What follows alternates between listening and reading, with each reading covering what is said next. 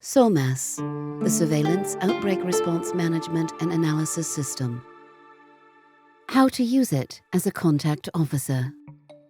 As a contact officer, you are responsible to locate and interview persons who had contact to a case and to follow up their health status on a daily basis. This helps preventing the spread of diseases. With the help of SORMAS, you can save many lives. If a surveillance officer identifies a contact of a patient that needs to be followed up, he creates the contact on his SORMAS tablet. A task will automatically be generated for contact follow-up, which will be assigned to you. Additionally, the supervisor can also assign a new task to you when required. You will always be notified on your tablet. As soon as you get the task, you should visit the contact person. As you meet the contact person, you first verify the demographic information. Verify if the person had indeed contact with the case.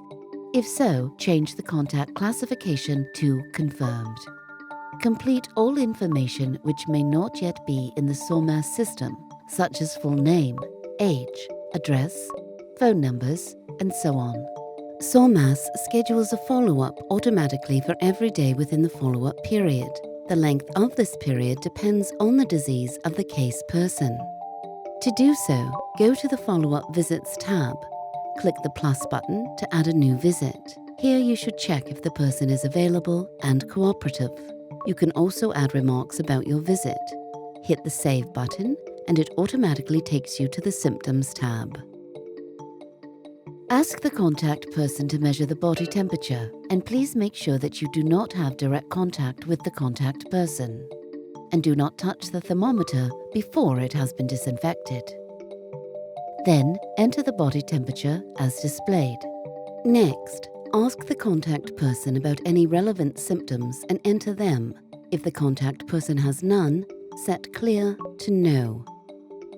While talking to the contact persons, or their neighbors, you may become aware of additional contact persons that have not yet been entered in SORMAS.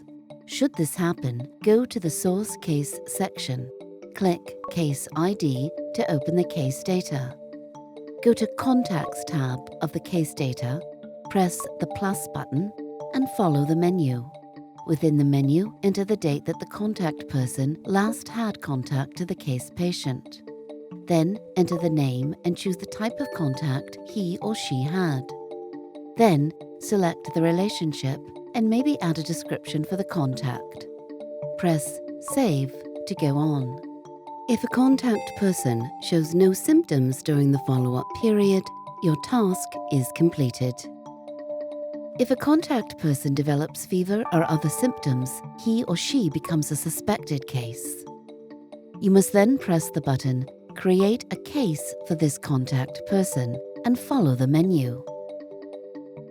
The surveillance officer and surveillance supervisor of your area take over from there. They are informed automatically by SORMAS. Please remember to check for new tasks at least daily. If no push alarm appears, try synchronizing manually by dragging the window down or by pressing the synchronize symbol. If you have any questions, review this tutorial again or read the user instructions. You may also contact your supervisor or the SORMAS support team.